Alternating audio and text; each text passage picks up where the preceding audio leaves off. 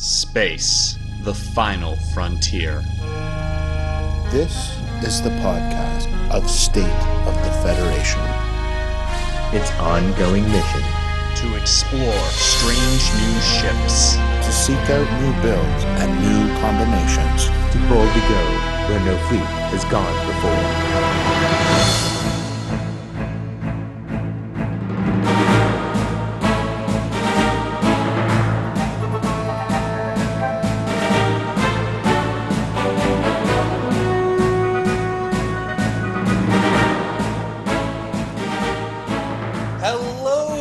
Citizens of the Federation, and welcome back to another episode of State of the Federation.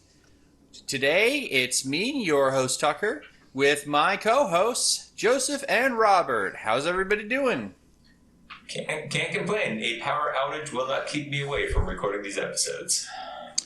I am well. The Blue Jays just won, but I do have a lot to complain about. Wait. The Blue Jays just won? Yeah. It was the bottom 11. That's a thing? Wasn't that the whole reason we're waiting to record? So Joseph could watch? The Jays win? You know, the Red Sox aren't doing so hot either. I thought we're only allowed to record on days that the Jays win. Otherwise, Joseph becomes unbearable and unmanageable. Robert, That's why we had to wait till now. Robert, This is on a bi-weekly schedule. We can't have only 3 episodes a year. That just doesn't work. Well, you know what? You celebrate in April, and we'll dance in October, as Alec Baldwin would say. I mean, only in as much as your guys are going to have to dodge poorly thrown fastballs? Well, I just want to point out that it's the Giants who celebrate in November, because that's when the World Series ends. These days, not that it's. I mean, I think the Giants will be celebrating at the hospital when Madison Bumgarner gets off the disabled list. Or Span. Look, I'm just gonna say, okay, all I have to do if I feel like sabotaging the Giants' chances this year are buy Madison Bumgarner a dirt bike. Okay? No. Well, he is the Giants. He is literally that team. Nah, but suppose he's the Giants, I think. No. Okay, we need to cut some of this. That's true. This is a later baseball talk. Yeah, this is turning into a consistent problem, isn't it? We have like the baseball hour prior. I'm okay with it. I'm okay with it, but I felt this one was getting a little longer than the rest. That's probably, and you're right. It probably could have. Anyway, so today we're going to continue our series on basic strategies in attack wing. And when we say basic, we don't mean like low level. We just mean common, by the way. In fact, what we expect is that a lot of these are going to show up at the upcoming UK Nationals, which, yeah, you can hear our exciting take on what we expect to see in Nationals, but I don't think any of this is going to be particularly like revolutionary or surprising to anyone. But the thing is, these are topics that are sort of, how am I going to put this? These are just, bread and butter strategies that if you want to be competitive in Star Trek Attack Wing, you at the very bare minimum have to understand them. Yeah, they're not the final word; they're the first word. Right.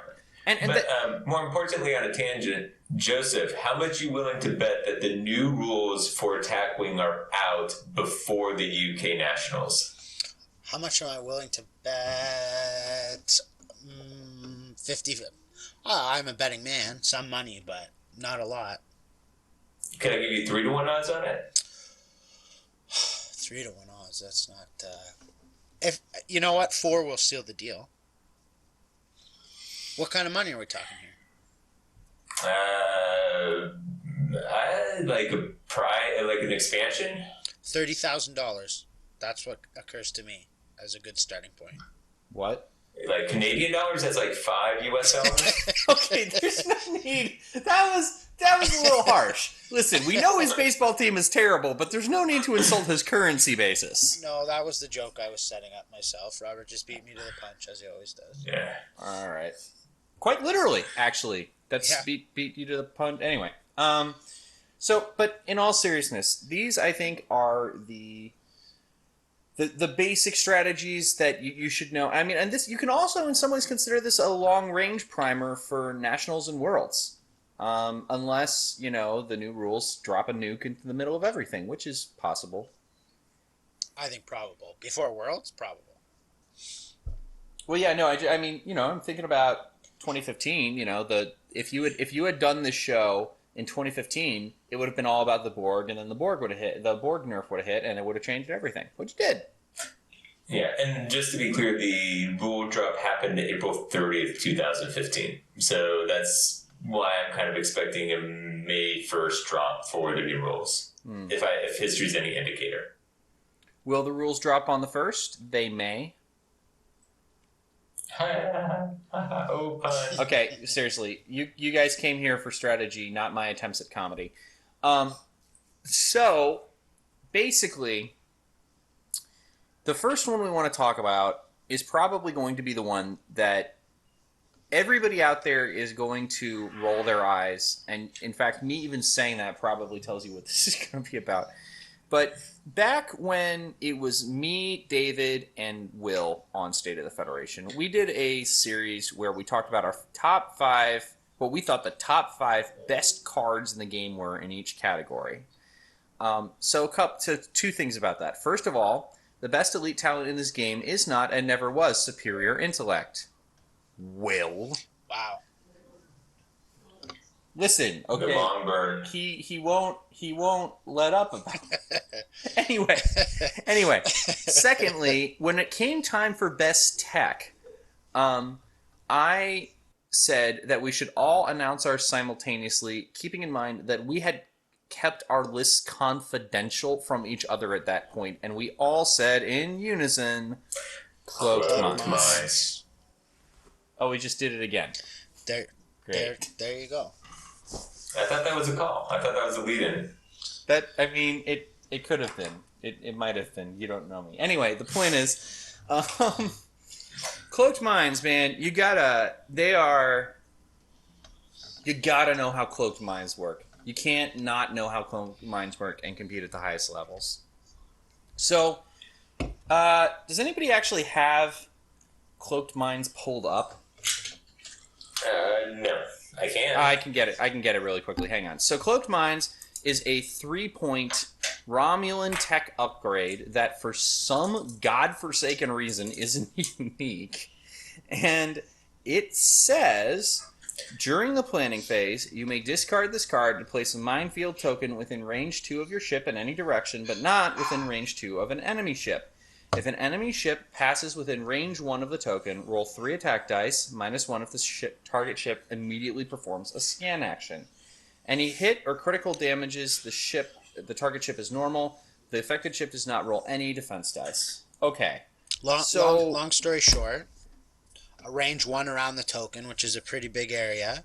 If an enemy ship is in that range, it takes between 1 and 3 damage a turn. Without your ship...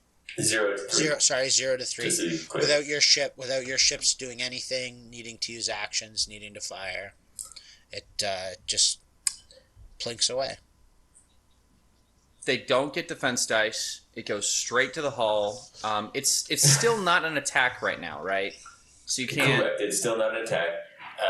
The card It isn't. It isn't. It is an attack, and it isn't.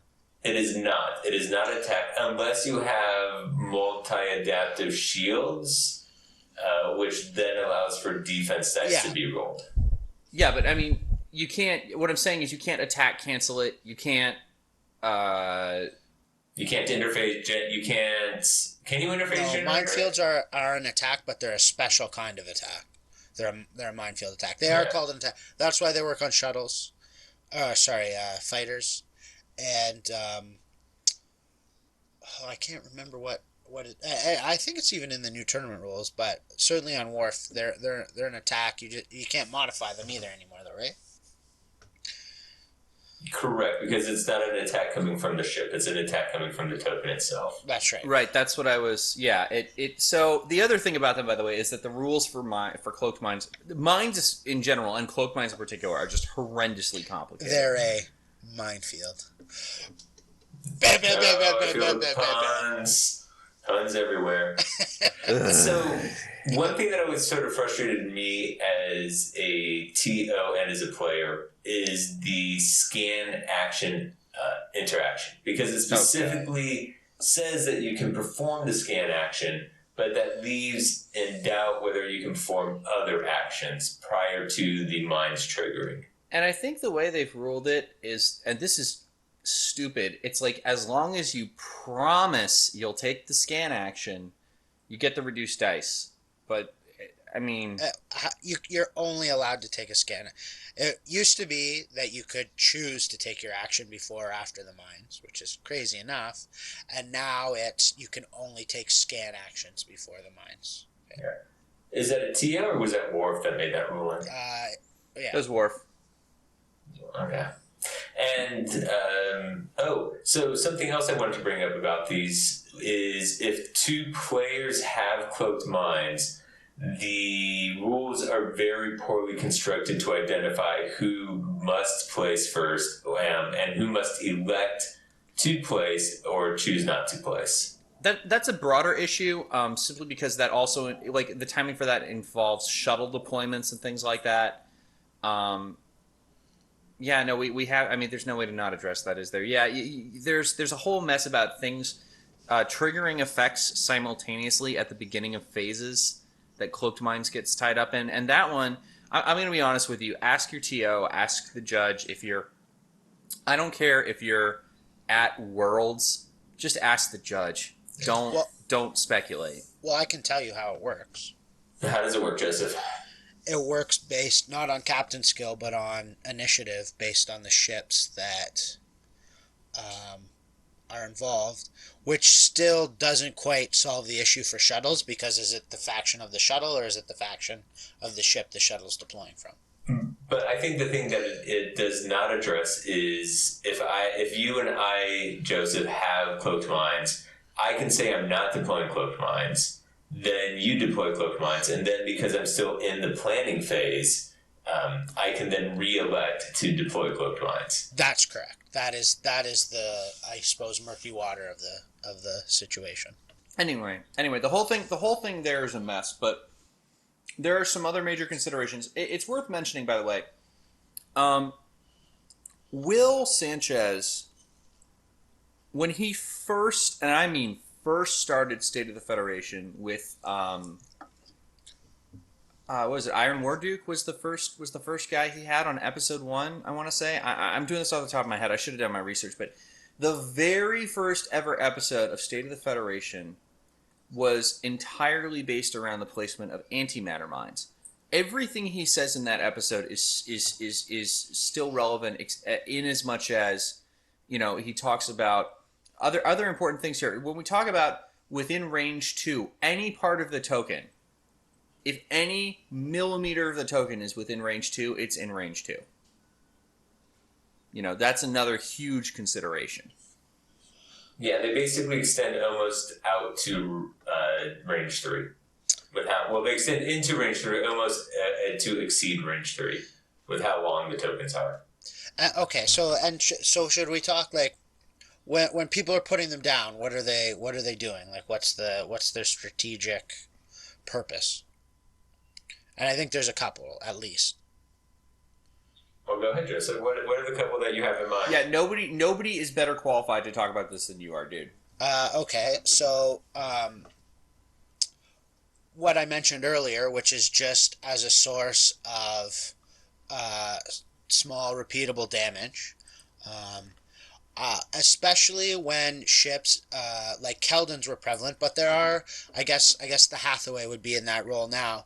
If a Hathaway takes 2 damage off of a cloaked mine, or even 1 damage, it's now very much in the one shot kill range if you've got 6 dice going from a bioship, a Borg ship, or a range 1 5 attack ship, or tactical stations, or whatever. And this isn't, by the way, this isn't even addressing what, and we'll talk a little bit more about cloaking hopefully later on in this same episode. It may have to be pushed back to another one depending on how much we talk about the others, but Cloaked Mines wrecks cloakers. Yes. Yes. Yeah. Especially if they get that crit. And just the ability to get a crit from Cloaked Mines onto a cloaked ship before anything else happened is so powerful. It can if it stuns helmsmen, which prevents the next attack, that can almost decide the game right there. So yeah, it's dangerous for cloakers. So there's that. So it's just putting damage through either incrementally over time, because you're not going to necessarily engage, but they're going to have to go through your mines, or it's to do that extra little bit of damage to bring a ship within range of killing it in one attack. And the difference between killing a ship in one attack and two attack is, the difference between night and day, good and evil, right? Then the other consideration that I was thinking of is board control. So a lot of the time, if their ships can even manage it, they're gonna have to turn to avoid the cloaked mines.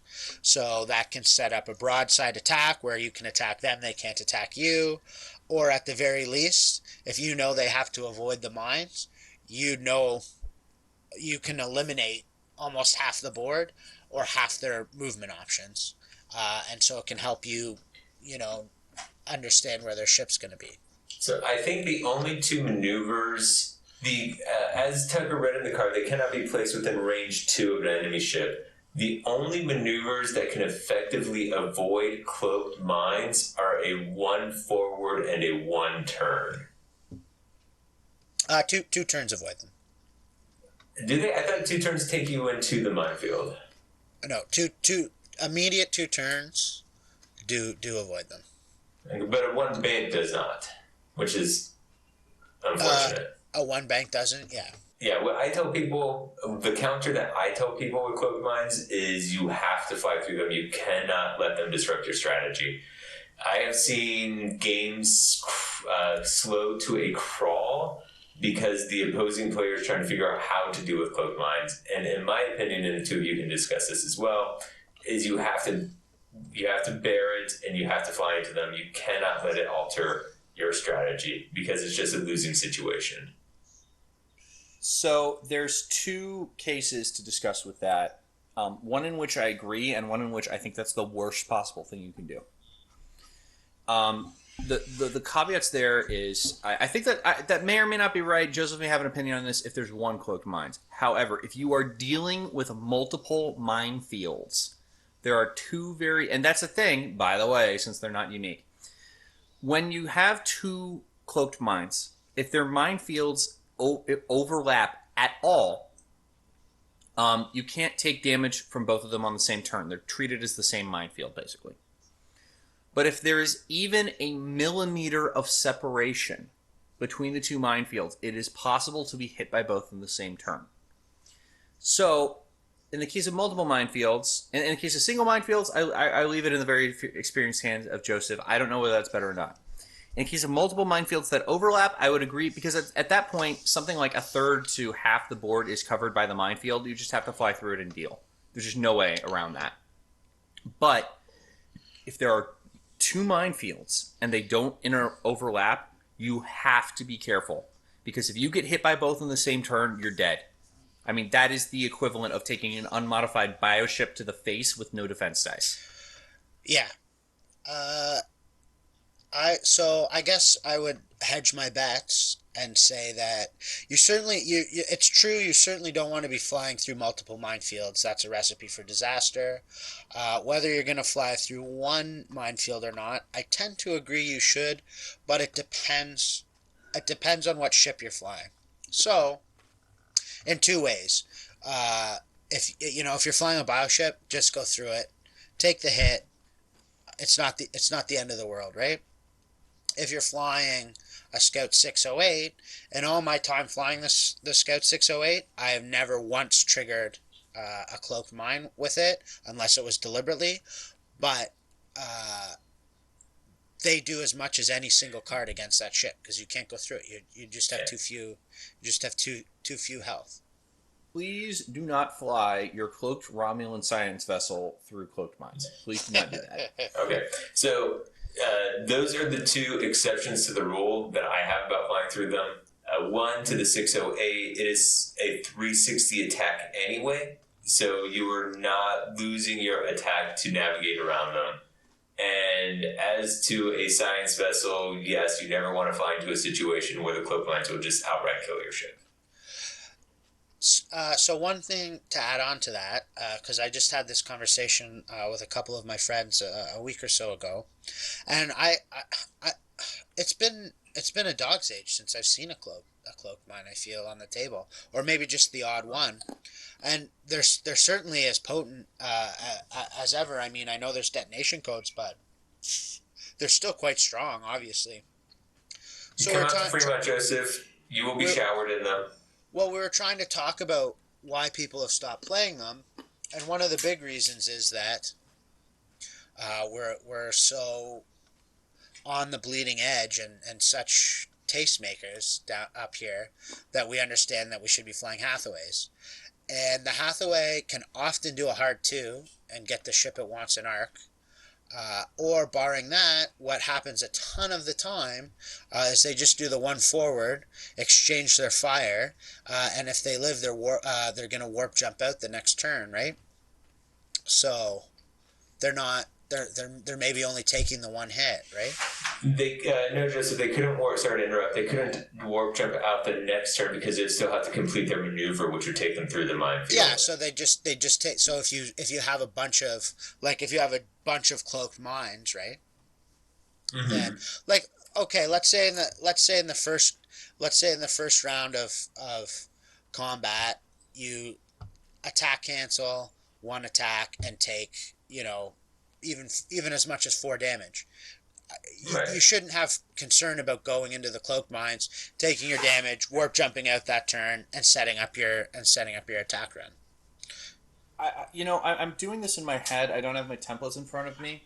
Are two consecutive one forwards put you in the minefield? Yes. Yeah, because it's the ship base too, right? Yeah.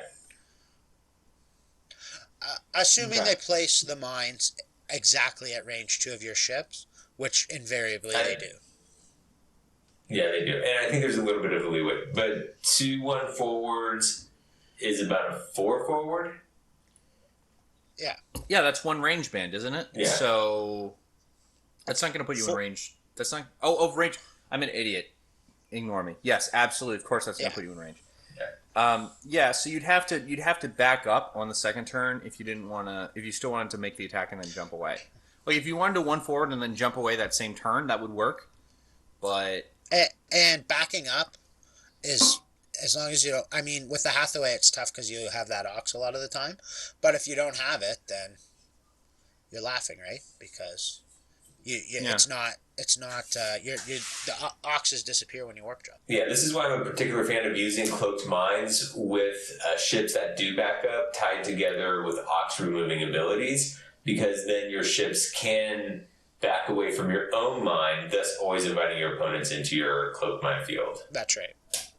Yeah, and there's something. That's the thing is that I think that three attack dice with no real possibility of stopping the damage is. I mean, there are builds based around I stab at thee, and this is enough. It doesn't always feel like enough, but it's enough to put an opponent at a serious disadvantage. It's more than worth 3 points. Let's put it that way. It certainly is, but it's interesting because 2 cloaked mines is a lot better than 1.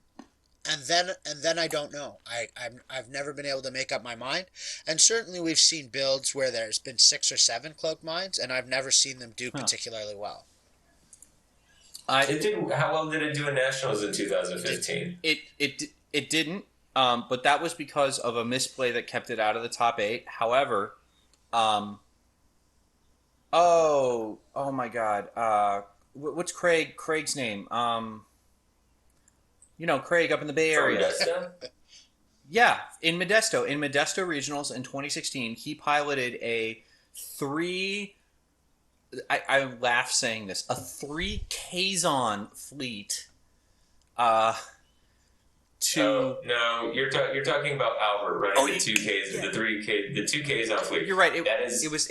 That's my build. It was. Oh, it was your build. I didn't know that. Yeah, that's my build. Well, that's been my build for a long time. He got top 8 with that in Modesto, and he only didn't do better than that because he went up against David, who had the stacked tiny prize. No, actually, he went up against Todd, which was flying a Riemann and a. Oh gosh, what was the other one? It was a Riemann and a Romulan drone. This video, by the way, is up on Warp Core Breach. David has it to be watched, and it's a pretty interesting game. And it turns out, and I curse Albert because he made some tactical mistakes which would have won in that game. So. Very frustrating. So here's tactic in general. Let me talk about the tactic a little bit. But the idea is that you take two ships that have backup. Both of those ships get power grid or other similar cards that reduce the oxes for doing red maneuvers, and then you place cloaked mines out far enough in front of you and back up to the edge of the board, basically inviting your opponent to the edge of the board. Trapping them eventually in those cloaked mines or with the threat of flying off the board.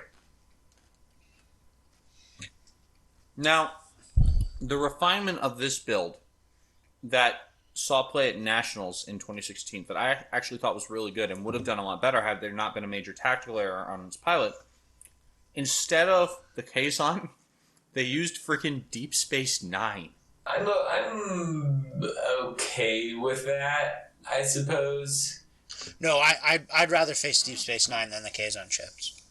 Well, I mean, I think the first variation they should have done is I think they should have used Terrak Nor instead of Deep Space Nine. But like, the point of it was, Albert's build doesn't necessarily let the minefields be separate, whereas the Deep Space Nine build, they use the mines to cover the holes in the firing arcs. So and they're all separate. So you're like taking multiple mine hits. You're taking a 6-die attack from the space station, and everything is horrible. Oh God, it's fun at the very least. Let me put it that way. It's a fun build. Well, yeah, I agree. I agree on that point. I certainly agree on that point. But I mean, that's a huge base. It's not hard to get your firing arcs on it. And it's hard to maneuver if there is a situation where your opponents just have more firepower. Well, that's a good point because your opponents are certainly creating the terms of engagement, right? Like they're making the decision.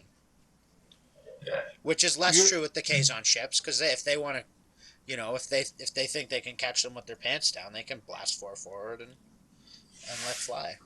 Yeah, but they're also, I mean, you're setting the terrain necessarily.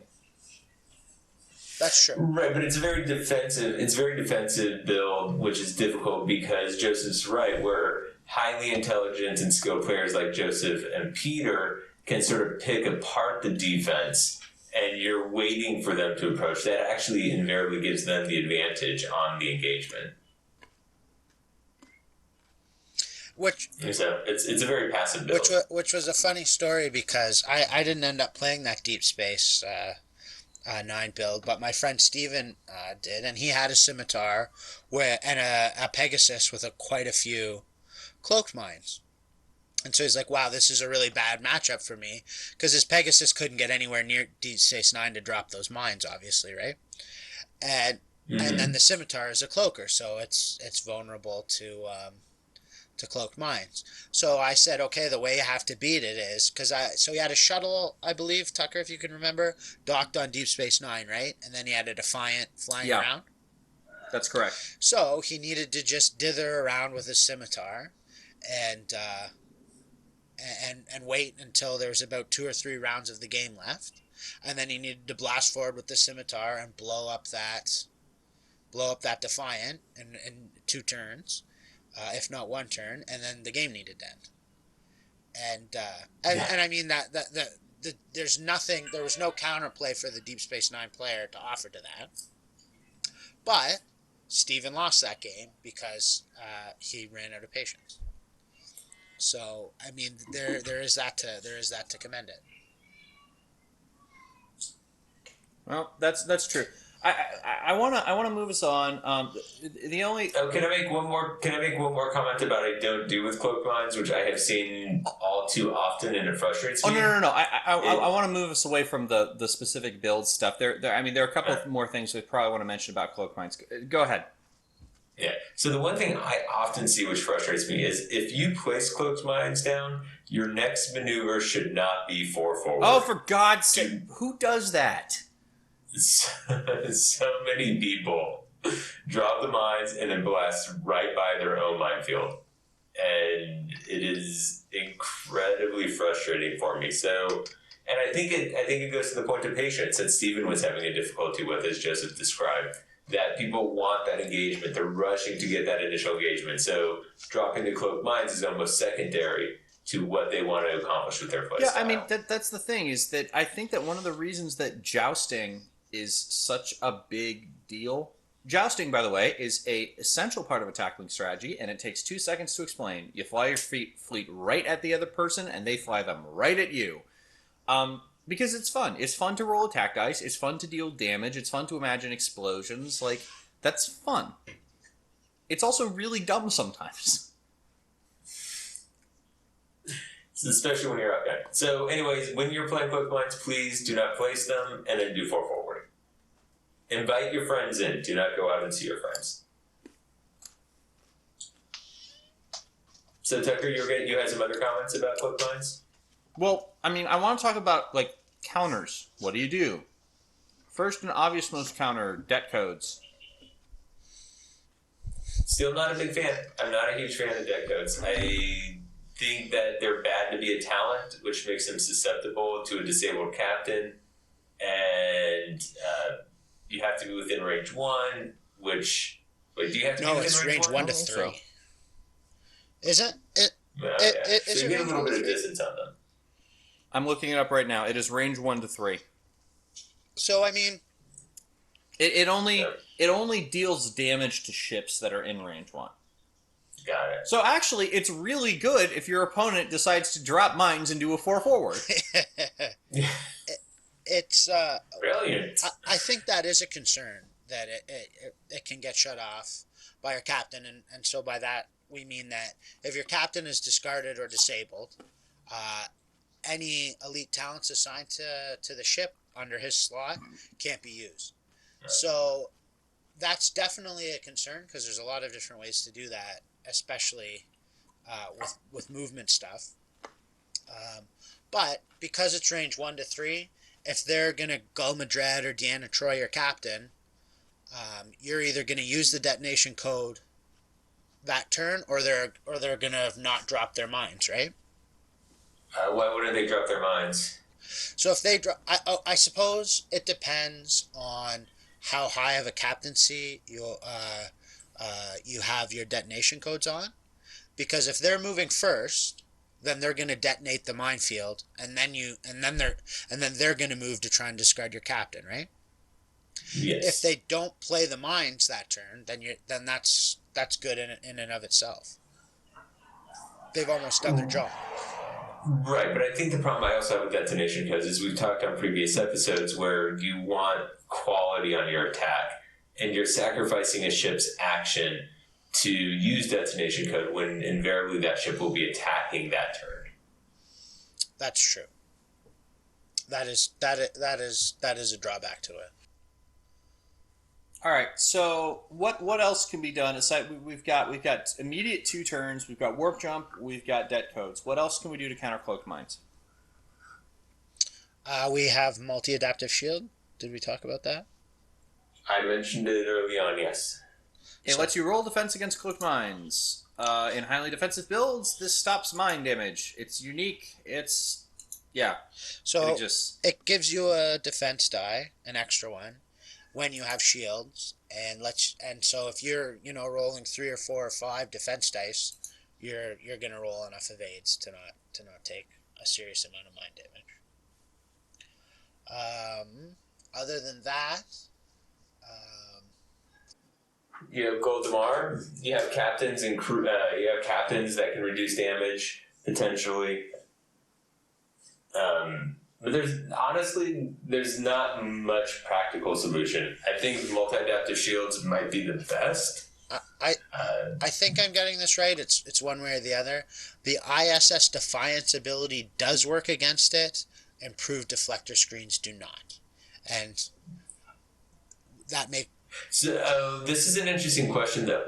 Does improved deflector screen work if I activate multi-adaptive shields? Because now I've had a defensive role. That is think so.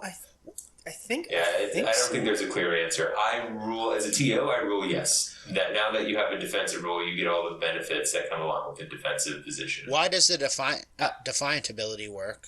And because Defiant says this is actually relevant to what happened on battle stations last week. Defiant says whenever you suffer damage, whereas improved deflector screens says, hang on, it's like it's got a. It's reduce one hit when attack, reduce one hit. That's right. It cancels one hit when defending during the compare results step. Right. If you have any active shields, cancel one hit or crit. So you're not. I think.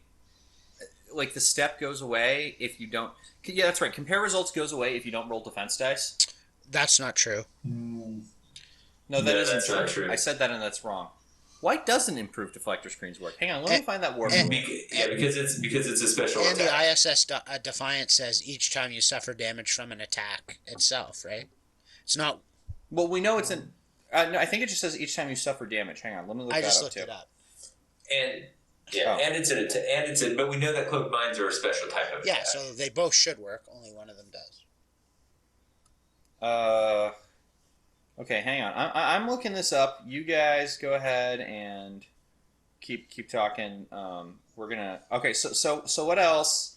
What else? I guess we should also mention that there are the Klingon Cloaked Mines. We have not brought those up at all. They're inferior in every conceivable way, but some people tend to run them for faction purity purposes or because those are the only ones they have access to. The only effective difference is that they can only be placed within range 1 of the placing ship, and they have to be outside of range 3 of any opponent ship. Okay, so the ruling on improved deflector screens is can you use IDS is the question. No, mine damage is a special type of attack, and only cards that specifically state they affect mine attacks or damage will apply. Yeah, but why the ISS Defiant works appears to be a mystery. Because it's a special kind of attack, and it's specifically calling out that it is an attack. I'm fine with the ruling. I understand. I think the thing that they don't clarify is that if I have multi-adaptive shields, do I then get the benefit? And I think the answer there is yes. No, it says in the ISS Defiant ruling about mines, since this ability does not mention Cloaked Mines, does not mention the combat phase, does this ability work against Cloaked Mines? Yes, any ability that does not mention only working during the combat phase would work against attacks that take place outside the combat phase. I got nothing. Well, that's just a terrible answer. Sorry, WizKids. I got nothing, guys. All right. So, speaking of nothing, I think we can effectively say that there's very little you can do about Cloaked Mines. Which is why you just fly through them, right? Which is why you just, grit your teeth and fly through. You grit your teeth and you fly through them. If that's the fleet you have, you avoid them like the plague if that's the fleet you have, and you dance around them if that's the fleet you have, because there are mobile fleets that can get around them pretty reasonably, right? If you want to see, and I mean this with absolute no flattery intended, one of the best games I have ever witnessed of dancing around Cloaked Mines, in which Cloaked Mines were a very firm determining factor, is in fact the finals of the 2015 Worlds that Joseph played in, and that is a video up on the Delta Angel Fire is Will Sanchez's YouTube channel. You can see it there. I believe with our commentary, and it is a fantastic match. And I really feel that was a match entirely determined by movement, strongly because of Cloaked Mines. Yeah, well, the first 30 minutes of the game were about setting up our minefields and doing so while we could both retreat and not lose position, right? So I mean, I had the fleet. Those were back in the fleet captain days, so there were a little more there were a few more options when it came to movement. And then Peter was a little more vulnerable, so he had to retreat behind the planet. So yeah, it's literally the first 30 minutes are about that. And I guess this is actually one more thing to say. Placing cloaked mines on a planet, very strong. And you can place them over objective tokens or And obstacles and things like that. in general. Obstacles.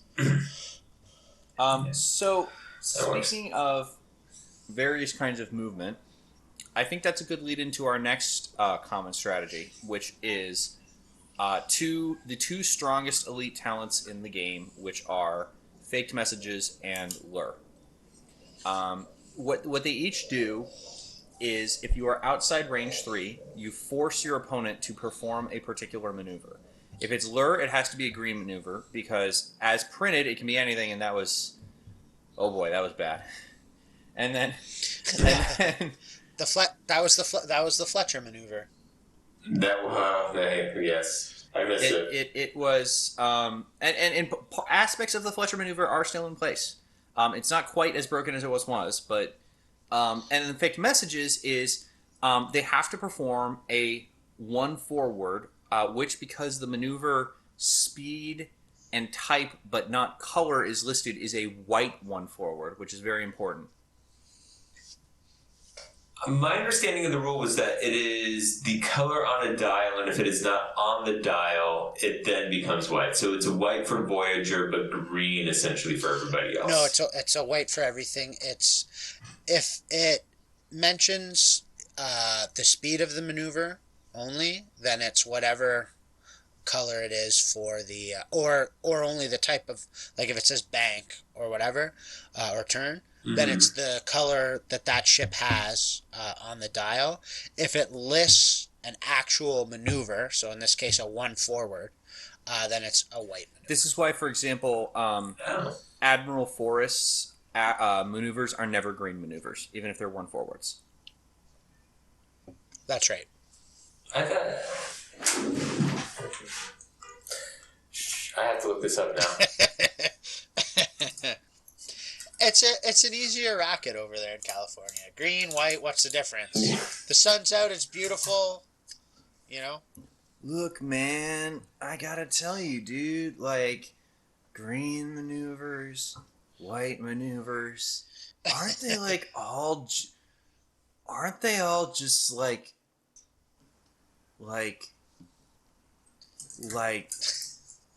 maneuvers? Whoa, you're blowing my mind, man. Yeah, dude. And yes, this is what we do every weekend and evening in California. Yeah. Oh, interesting. Well, man, I'm gonna tell you, I've only ever been to 2 regionals, man, and they were Modesto and Colorado. Point of fact, Modesto is one of the capitals of methamphetamine making. So, you have a different drug of choice there. Wow. That's actually funny, Yeah. because another huge one is New Mexico, where I've also lived. All right, let's not... I think we're edging into territory we don't want to get into. Also, we haven't talked about lure and faked messages, guys. True. Fair. So you by those murmurs of revelation, Robert, I take it that we were correct? Yes.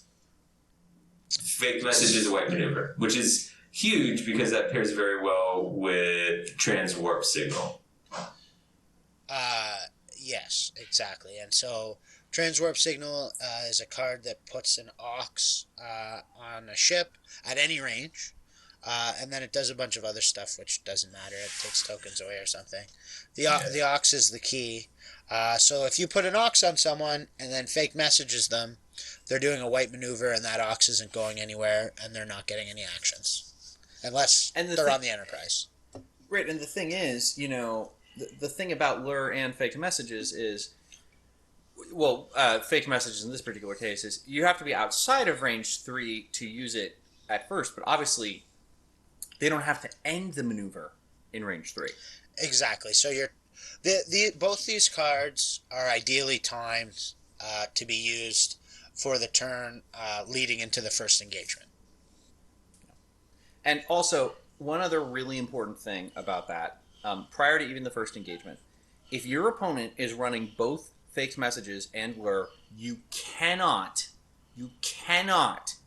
start your ships closer than range 2 from the edge of the board, or you will die. It's about range 1.5. Just lure and fake message alone, you need to be pretty close to the edge. Right, because here's the thing. Lure specifically says, if this maneuver would take you off the edge of the board, you can take an ox and not do it or something. It's not an ox, you ignore the maneuver. And don't move. Okay. Correct. But here's the thing. Faked messages says no such thing. So what you do is you lure them into a bank, usually. Nobody has green turns, right? No. Yeah, so you lure them into a bank so that they're pointed at the edge. Then you faked message them to either take them off the edge or make it so that their next maneuver will take them off the edge no matter how they do it. Yeah, people should really set up a board and measure that out, because you'll be surprised at how much space that it takes when somebody lures and fakes messages. And this happened. This happened to the Mexican national champion when he was playing Peter at Worlds. It is not a hypothesis. I have seen it with my eyes. There's a video of it out there too. That's right. I don't know that match, but there's videos out there showing the maneuvers being executed. So, because it happens in Fremont. Right, and here's another thing to consider. Remember, warp jump will place you outside range 3. So you really just can't get that close to the edge of the board if your opponent has these things at all, because they can just warp jump their fleet away from you and then send you off. And that's all she wrote. Well, and I think that transitions us well into the counters to lure and fake message. And I think one of the better counters out there is warp jump, because you can simply just warp jump after they've used lure or fake message. And so that's a great counter if they're trying to push you off the board, or if you've managed to hold onto your warp jump when it's just when it's just one ship versus one ship near the end of the game. It is a counter, but it's not great if they one bank your ship so it can't fire, and then you warp jump it away. You're still leaving all your other ships to deal with the enemy fleet. Yeah, that's presuming that only one ship has warp jump. Yeah, and then spending 5 points on lure to make someone burn 15 points worth of warp jumps is, I'll make that trade every day and twice on Sunday. And we play our OPs on Sunday. Hey, why on Sundays? It's just how they work. Because Friday is Friday Night Magic, and usually Saturday is either a draft or Warhammer at a store that has Attack Wing. Yeah. Ours is on Saturday, and it works incredibly well. Second Saturday of the month, if anyone is out in the Bay Area, come join us. Best TO in the business. Second best. There's always one better. I just haven't met him yet.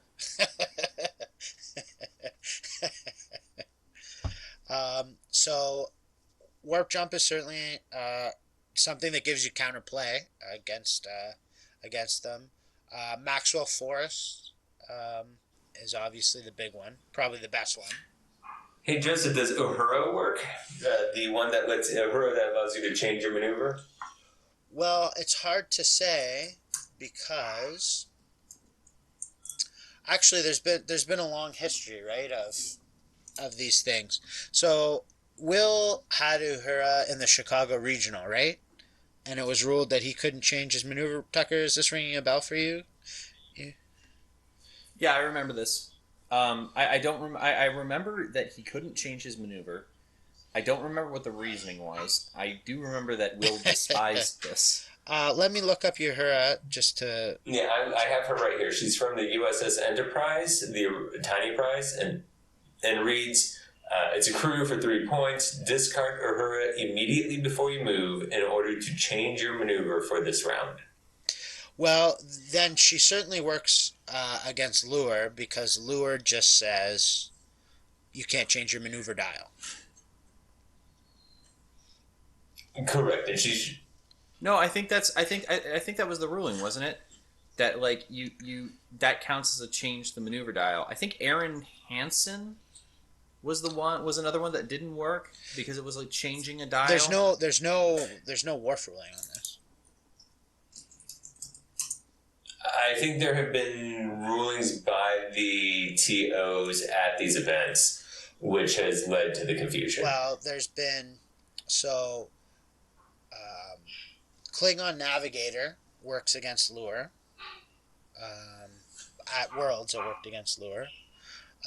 Auto navigation did not work against lure, but I was playing it, so that probably had a lot to do with that. Okay, that's well. Oh well, let's put it this way: auto navigation didn't work at all in ways that are objectionable. And then Uhura, and is there another card? I feel. Well, Aaron Hansen from the prize pack, the U.S. Raven, says that you, after some preamble text, you may then change your maneuver, which would be the same as Uhura, and then target ship cannot change its maneuver after you look at it. Yeah. So that's I think the ruling from the events was that Uhura didn't work and Aaron Hansen didn't work because maneuver meant changing the maneuver dial. And lure specifically says you cannot change your maneuver. Lure says you cannot change your maneuver dial. Yeah, but the question is, does Uhura count as she?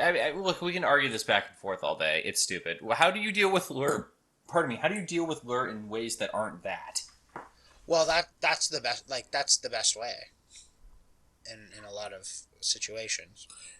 The only other not so subtle way that I have dealt with lure in the past is to use quantum slipstream drive or something like the Picard maneuver, where you basically have on the board ways to get into range 3 of the opponent at your election, and it just forces them to spend lure when they do not want to spend it, or they can't lure because you get within range 3. Right. So quantum slipstream drive, if you reveal a 5 or 6, is that correct? 5 or faster. 5 or faster straight maneuver. You can move your ship like warp jump, and then you make them, the maneuver.